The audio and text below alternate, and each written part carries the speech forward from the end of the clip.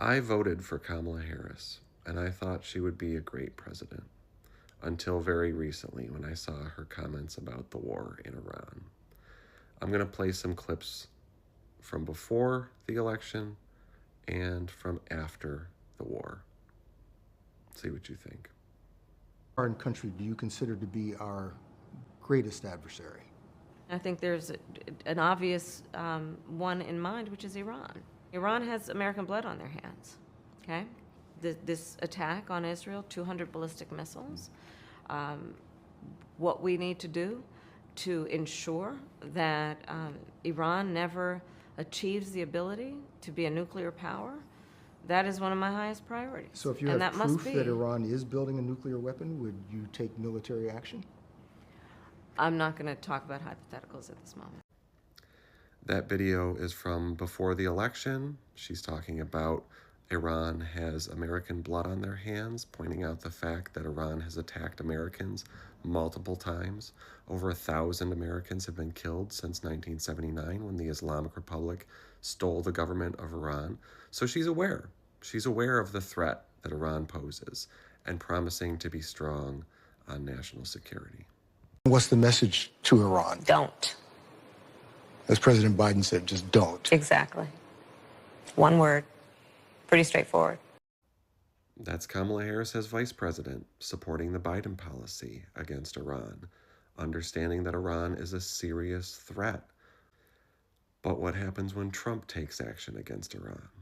What does Kamala have to say now? Let's take a look. When it comes down to it, is that if we want to stop Donald Trump with this random decision that he has arrived at, then Congress must act, and Congress must act immediately. The American people do not want our sons and daughters to go into this unauthorized war of choice, and I unequivocally oppose it. This random decision that Donald Trump has arrived at. Like, this is just out of the blue. Nobody could have seen this coming. All Donald Trump's choice. Forget the fact that every president, every administration since 1979 has understood the threat posed by the Islamic Republic occupying Iran and turning that country's resources into a war machine against the United States and our allies around the world. Forget all of that. This is just Donald Trump's choice. And the American people don't want it. Of course, the American people don't want to go to war. We don't know any better. We're not paying attention to the nitty-gritty details of international foreign policy. We don't know how many Americans have been killed. We don't remember how many embassies have been bombed. We don't know that the Iranian school children wake up every morning chanting death to America like the Pledge of Allegiance. You're the expert. You're supposed to be the leader that helps us understand these complex issues. And you're playing politics with it. Of course, war is unpopular. Of course. And you just turn it into a political football. You could criticize how Trump is conducting the war, say you would have done it this way, you would have done it that way, but you don't. You just say this is a war of choice, a random decision, even though you know better. Score cheap political points. Pretend that this is just another crazy mistake from Donald Trump. Whoever was in office right now, whatever president from whatever party, would have had to deal with this threat. It should have been dealt with under Obama, when they kidnapped a ship full of Navy sailors and held them hostage. No, he created the nuclear deal, which would have expired this year.